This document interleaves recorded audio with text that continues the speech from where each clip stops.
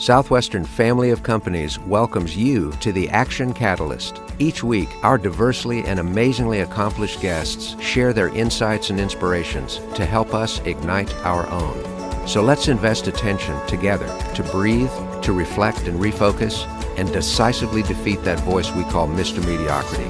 Then let's enjoy moving forward to make a positive difference in our world.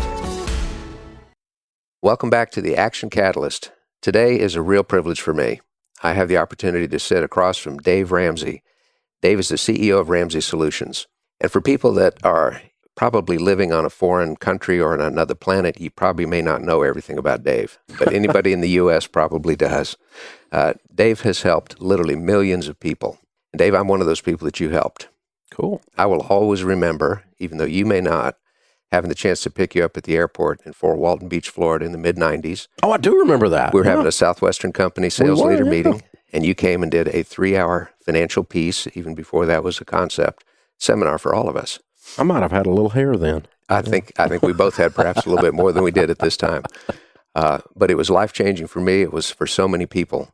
And I know you've had a big impact on Southwestern. You've known about our company, I guess, for quite some time.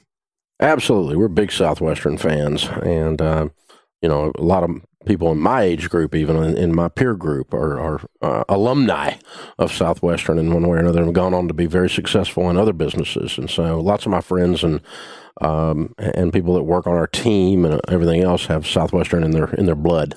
Oh, I think that's awesome. Well, I'd love it if we could just start by having you share some of the major pivots in your career. I know that famously you were into real estate as a very young man and amassed a $4 million real estate portfolio by the age of 26. But then by the age of 30, it was all gone.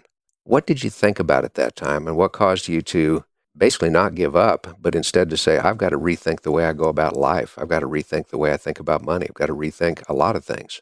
Well, that was one of those forced pivots. It was, we went broke. We lost everything because I was stupid, and I signed up for a bunch of debt, and the bank called it, and, we spent the next 2.5 years of our life landing at the bottom at age 28 and bankrupt with a brand new baby and a toddler and a marriage hanging on by a thread. Mm-hmm. Yeah, that's a forced pivot. We had to stop and look, and I didn't really bounce back. I sat around and blamed everybody else for my problems.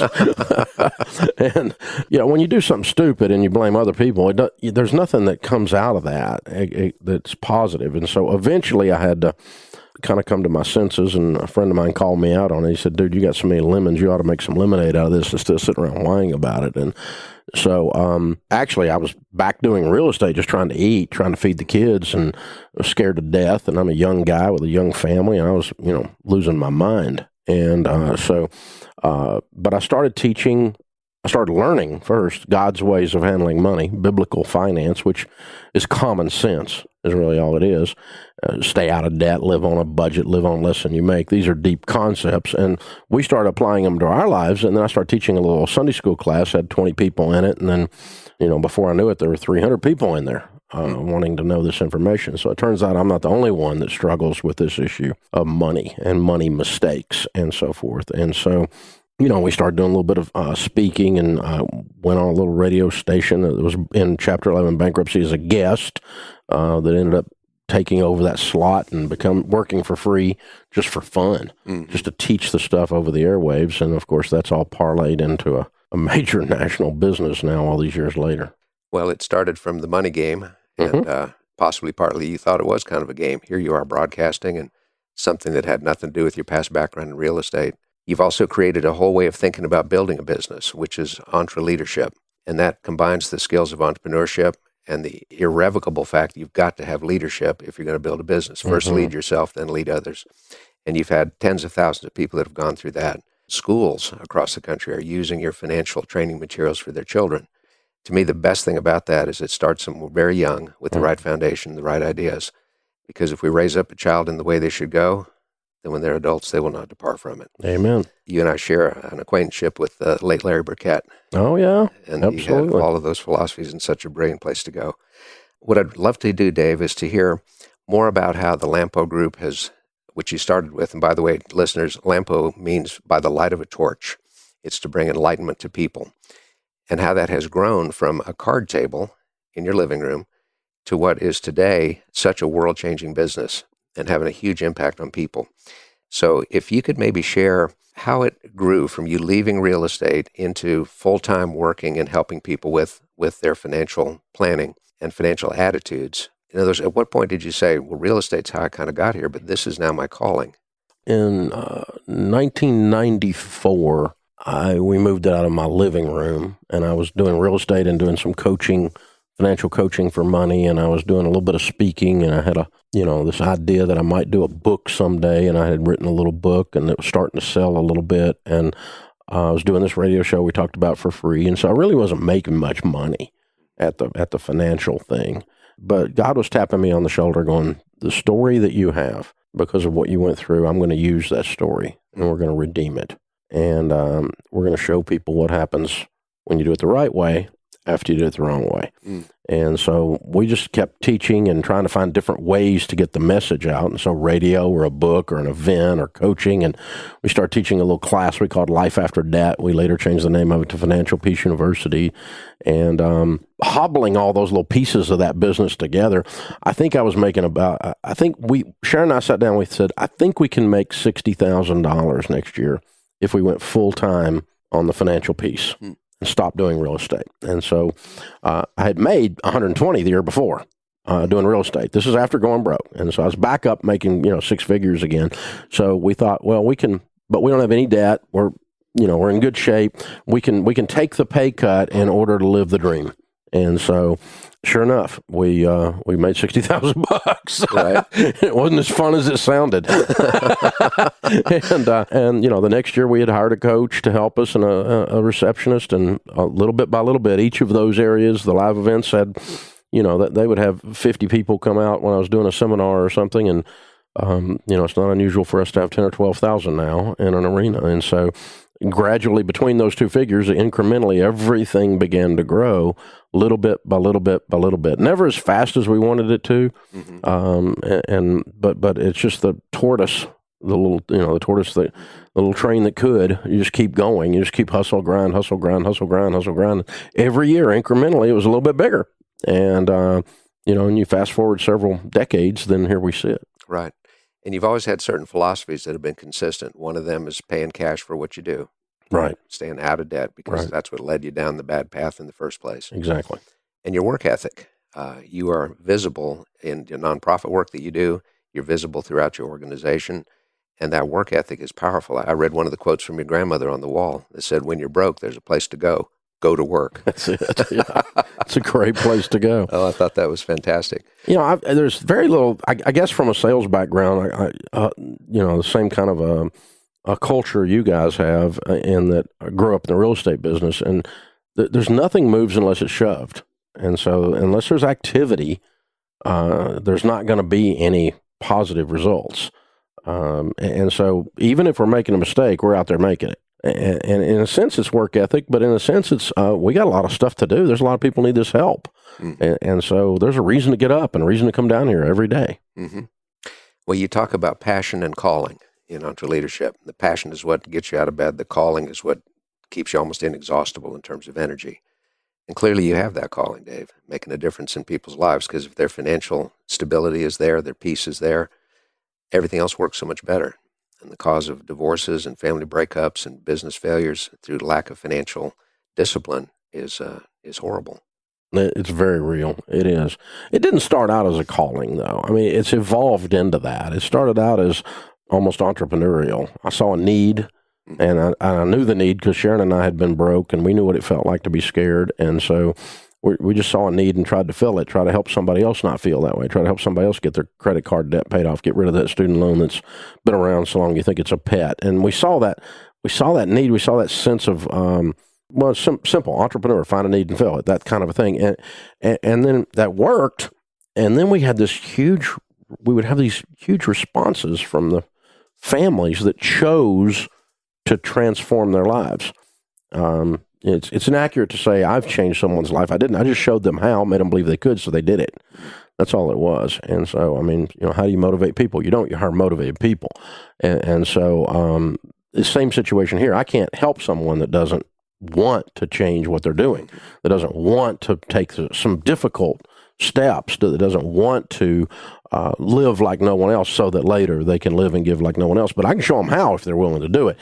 And the response was so visceral when these people changed their lives that it was so powerful that it evolved into a calling to where we went, wow, even if I didn't need money, I would keep doing this, which is where we are today. You know, this is what I'm supposed to be doing.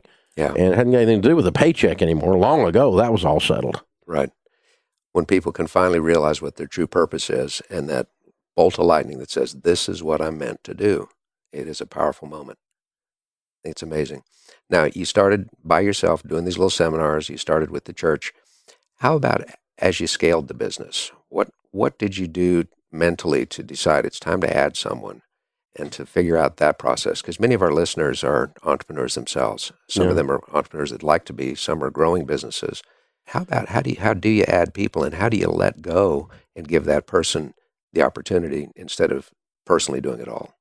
Well, I ended up hiring people for two things. One is if they knew something I didn't know how to do, which there's a lot of that, and or if I just was you know, and so I couldn't do shipping, and so I got somebody to do shipping. I knew how to do it, but I got too busy, right? I couldn't do I could probably do the accounting, but I didn't want to anymore, and so I hired somebody to keep the books. And so, you know, we would find something that needed to be done that either I knew how to do or I didn't know how to do that someone else could do, so we could go on and do it. But I was dumb. I mean, when I first started, I was so dumb. I thought if you hired people, they would work.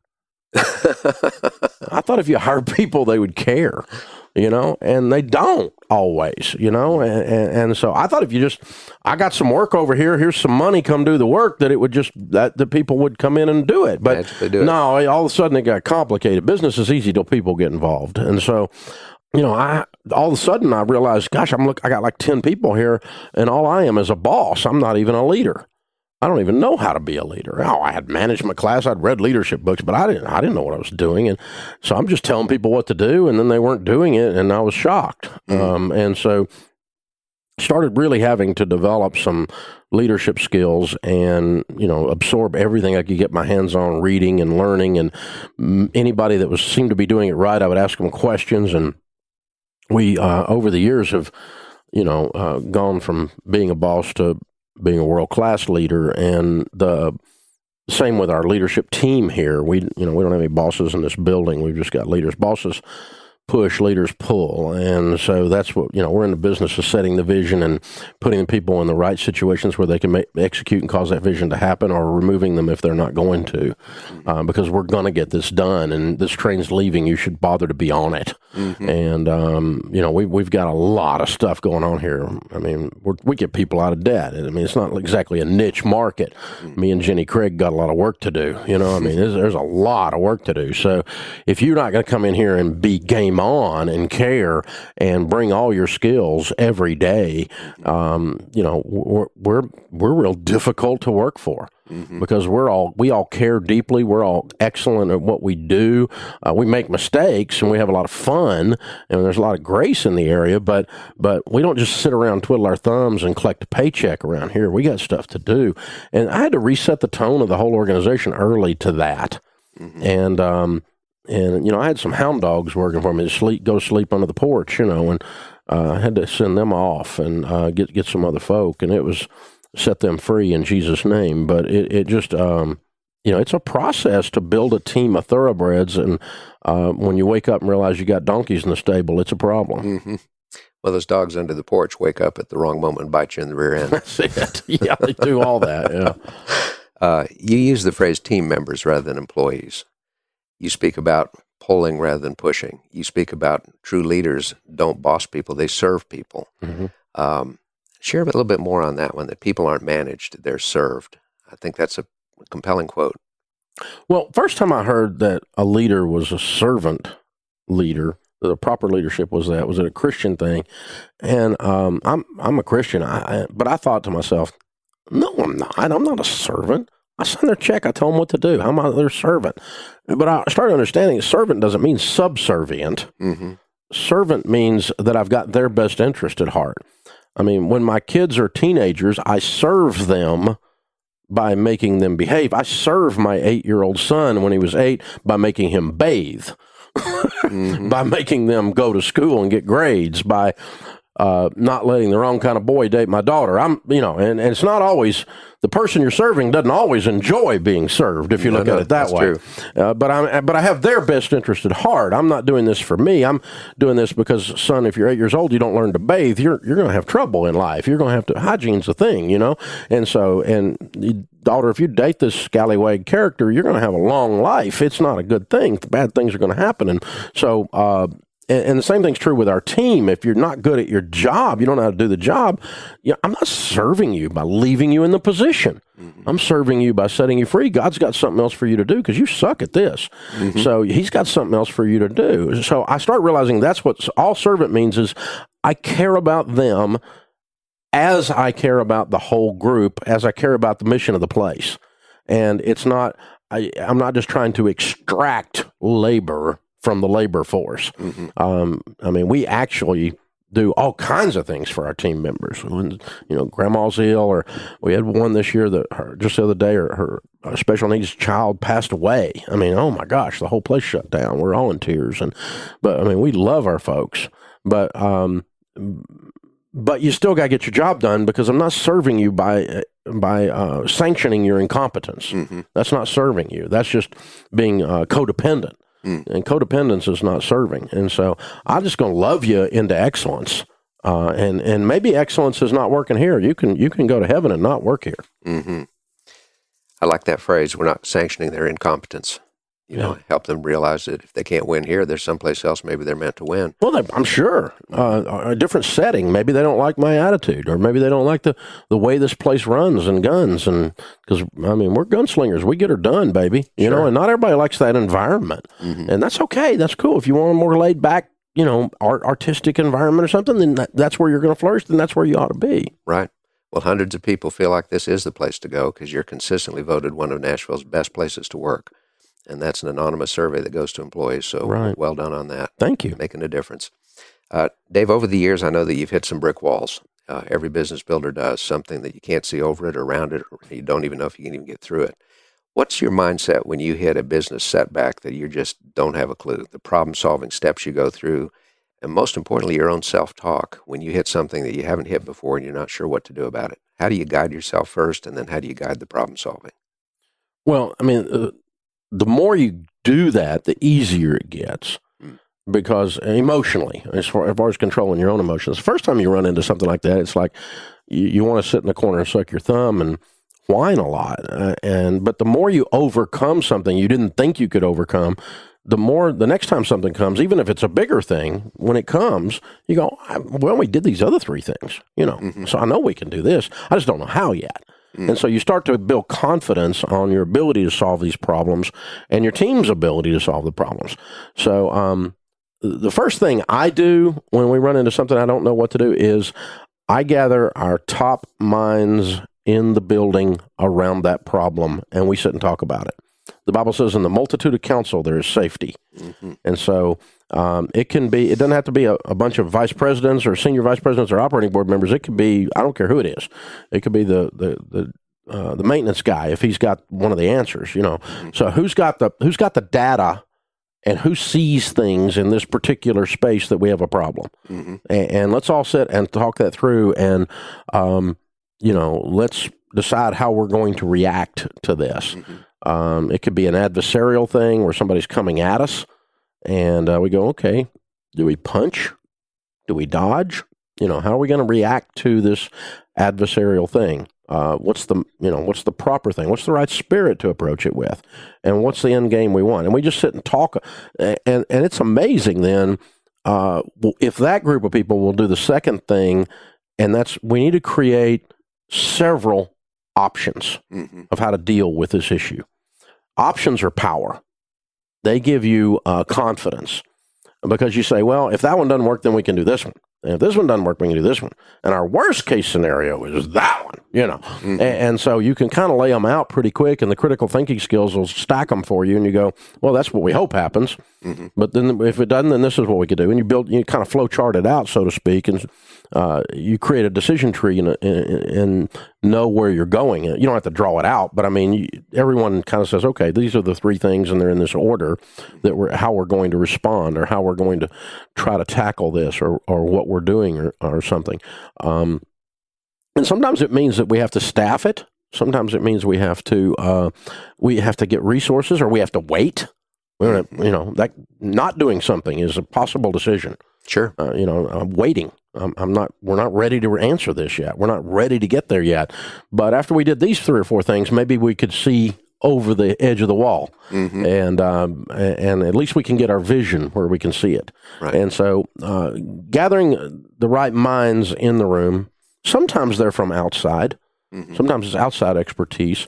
But depending on the type of problem it is. But if it's a business acumen thing, generally we've got the minds in the building to pull it off. We've just got to talk it through, and someone will have that Holy Spirit moment. God will whisper to them and tell us what to do. You've shared some things about your mindset just now that I think are really inspiring to me and also to our listeners. First, when you're faced with this brick wall, you say, haven't faced this one before, but we've faced others. We found a way to get through it. So first, it triggers hope. It triggers that belief. Second, I love the phrase you just said. I don't know how to do this. We just don't know how yet. We don't know what to do, but that's just a matter of learning. So let's get our team together. And many strong leaders try to be the only one that makes decisions. Your willingness to pull your team in on that is also a characteristic of your leadership style. Well, I've made bad decisions when I didn't do that. So, because I get pretty fired up, man. I'm going to go fight first. That's my first inclination. And that's not always the answer, obviously. And so as we've gotten larger and more sophisticated and have more resources and more power in the marketplace, we have to be careful and gentle with that power, and decide if we're gonna fight, we need to be very, very careful about when we're going to do that. Right. It's like the young man that asked the old philosopher, so how do you make good decisions? And he said, wisdom. And then he said, well, how do you get wisdom? He said, bad decisions. Yeah, that's exactly right. That definitely can do that. Dave, some people at your position in the world decide to coast. They just say, we've done pretty well. Things are in good shape. We're well known. We're achieving our mission. We've got a motivated team. Things are humming.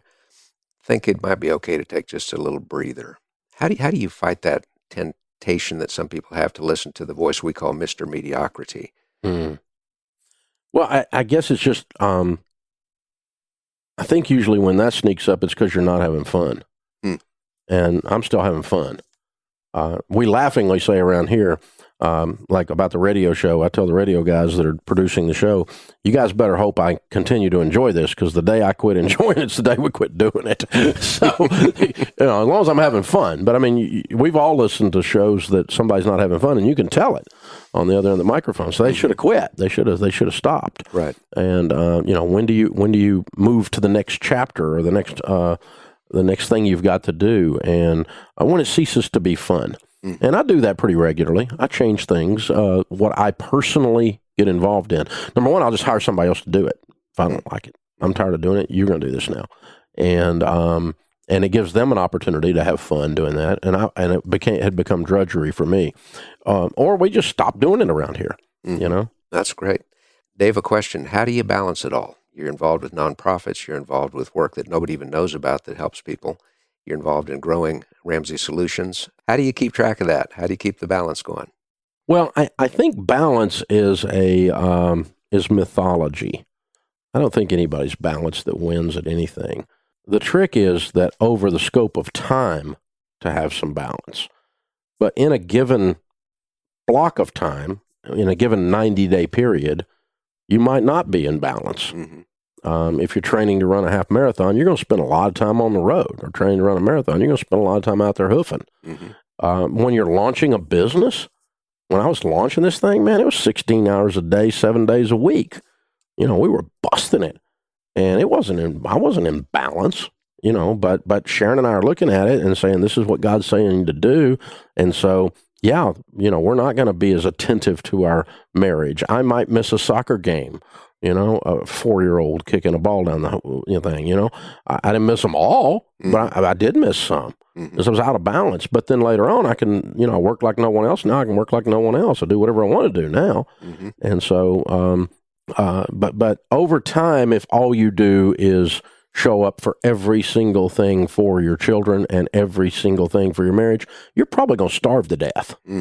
And on the other hand, if all you do is work, you get home one night, none of them are going to be there. Yep. They're going to have left. Yep. And so, you have to, over time, balance it out. But it ebbs and flows. The tide comes in, the tide goes out. The moon's full once a month. And so there's a time that you have an intense walk with God. And then there's other times that it's a little more subtle. And then it's intense again. And then it's more subtle again. The same thing with taking care of your body.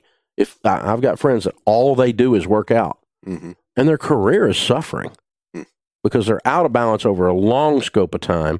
But if you don't take care of your body as a part of the rhythm of your life, your career is going to suffer because you're going to end up in the hospital all the time. Yeah, absolutely true.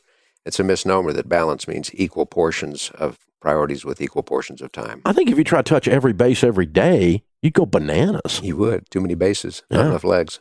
Very true. And Solomon put it best when he said, there's a time for every purpose under heaven. For everything, there's a season. I think that's awesome. Dave, what do you do consciously about managing your own self-talk? Self-talk is something that everybody's got. Nobody can avoid it. Over the years, you must have had times when your thoughts went in wrong directions and you learned how to rein them back in. What can you share with our listeners about that inner dialogue and how to keep that moving in the right direction? I grew up with a silver spoon in my mouth, not in the sense that we were rich. We weren't rich. But Mom and Daddy were in the real estate business. And so as young people, they plugged into some of the same wonderful speakers and thought leaders that you guys plugged into at Southwestern. And so, I'm 10, 12 years old and sitting in Dale Carnegie class, reading How to Win Friends and Influence People. I'm with my dad. He would take me to these sales events and hear Earl Nightingale and Zig Ziglar and Paul Harvey and reading Napoleon Hill and so I that stuff was ingrained into me in my early adulthood and teenage years to the point that I'm pretty much a weirdo on that stuff, and I think it has affected my quote self-talk unquote. It really made me believe, not unreasonably and not illogically, but I really believe you can do almost anything if you're willing to pay the price and take the time. If you're willing to lay it out there. Now, not almost anything. Within reason. I have no desire to be the president of the United States, zero. And I probably couldn't be if I wanted to be, So I don't, that's an unreasonable thing. But I think we can grow this business to double. I can see that, and triple. And so now I probably got to know some things I don't know today and do some things I don't do today. And some of the people around here too, to get there. Otherwise we'd already be there. But it's doable and reachable. And that kind of a faith element, and of course my walk with God, I can do all things through Christ who strengthens me. I really do believe my Heavenly Father's crazy about me. He's got a plan for me. It's not to bring me harm, but to bring me hope. And does that mean I don't bump my toe or fall down and do stupid stuff? Oh, of course I do. Of course I do. It doesn't mean any of that. But there's this idea that this too, we'll get there. We can do it. This too shall pass. We'll get there. That optimism that's based upon faith, that's based on a foundation of work ethic, it's based on the right principles. It's a decision. Yeah. Just look at the glass and say, okay, is this glass half full or not? Make that decision and then act accordingly. Yeah. I just never met anybody that sat around and whined and believed negative things that got anything done. Well, we've all done some of that. It just doesn't get you anywhere. It doesn't cause me to. It doesn't take me where I want to go, and so I'm not going to do it. It's an act of will. Right. Absolutely. Dave, your organization today is continuing to grow. They're far-flung. They're diverse geographically. They're spread into different business niches. What are some things you do to keep the philosophies in alignment and the beliefs in alignment with this large group of people in different places doing different things? We spend an amazing amount of money and time on that. Okay. We share success stories and we share problems, and we do recognition, and we reiterate a core value, and talk about that, and then we enforce them. You're going to be these core values because that's who we are. Mm-hmm. And if you're not these core values, you're not a we. And so this is who we are. This is how we think. And if you want to be here, this is who we are. You don't have to be here, but if you want to be here, this is who we are. Mm-hmm. And if somebody isn't that, we move them out. And the ones that are, we lift them up. And so people see that and they go, okay, this is real. This is not just a brochure filler. These aren't just things we put on the wall. This is how we act, how we think, how we see ourselves. And so we're going to care deeply about that. And so communication of that and enforcement, so to speak, of it, that's probably a strong word, but the integrity would say that we need to align our actions with what we say our values are. Right. And so when we don't move somebody out who doesn't run those values, then that's a lack of integrity, organizational integrity. And so we have to do that. And then everybody goes, oh, this is real. They're not kidding, and and we started off with their onboarding. At the end of their onboarding, at the first 90 days is when you become official, because you've decided to stay during that probation period, and we decide to keep you during that probation period, which is 99% of the time what happens. And I do a thing with all the new team members at the 90-day mark. We wrap with Dave. We bring in Chick-fil-A wraps and sit around and talk, and I answer questions for them. And I always ask them, what have you discovered about this place since you first got here? What's your aha moment? Mm-hmm. And a lot of times they're a little shocked that we aren't actually who we say we are, that the audio meets the video. Yeah. And it's like one of our core values is no gossip. We'll fire you for gossiping. And nobody believes that until they work here. Mm-hmm. Because we'll fire you for gossiping. Mm-hmm. I mean, we will. We're not going to have it. This filth, this trash, this nastiness, we got stuff to do. It's too hard to work together when you can't trust people. Everything moves at the speed of trust. So we enforce the crap out of that, man. Mm-hmm. I mean, it burns my butt up when people run around talking about people. You got a problem, you hand the negative to your leader. That's not gossip. But when you sit around and talk to everybody else that can't do anything about it, that's just spreading trash and filth through the place. Well, toxicity. And so they're always like, I heard it. I hoped it was true, but I've never worked in a place that acted this way. And no one in here gossips, and we all like each other, and I work with smart, happy people, and it's weird because no other place I've worked is that way. And that's what they always tell me in these 90 days thing. The second thing I do in that 90-day thing is I remind them that this whole place will disintegrate and become one of those other places if they are consumers of culture rather than producers of it. And so you're now French as of that 90-day. You're we. It's not us and them. You're one of us. And so you are a member of the team. And that's not just semantics. You really are a member of the team. So you're really, if you like this place, you need to reproduce the things that you like here about it. And so help us, do the things that make you glad you're here. You work with a bunch of happy people, so be happy people. You want to work with a bunch of smart people, so be smart people. You want to work with people that care, so care. And you got to be producers of culture, because I can't dictate one guy over 800. There's not a chance I can dictate culture. You can't. It's created. It's a reflection of who the people are in the building and what they believe. Right. And that's the Lampo happening over and over. Yep. With all of your people. I think that's phenomenal, Dave. It's all about realizing when you're on the team, you're fully on the team. You've talked a lot about people that complain laterally are so toxic in an organization, and so you've eliminated that. It also shows what the definition of values really is. It's not a value unless we act according to it. Otherwise, it's just a platitude or a statement or a thought. It's a wish. Yeah, this looks nice on a plaque. Yeah. But when we act according to it, then it truly is a value. That's great. Dave Ramsey is somebody that I look forward to continuing to learn from, as I've been blessed to do for a long period of time. And hope you've enjoyed the time with him as much as I have.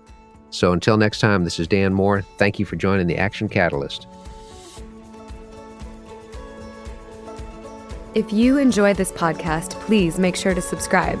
To stay updated on everything that the Action Catalyst is up to, make sure to follow us on Facebook and Instagram at Action Catalyst Podcast and Twitter at Catalyst_Action. Thanks for listening.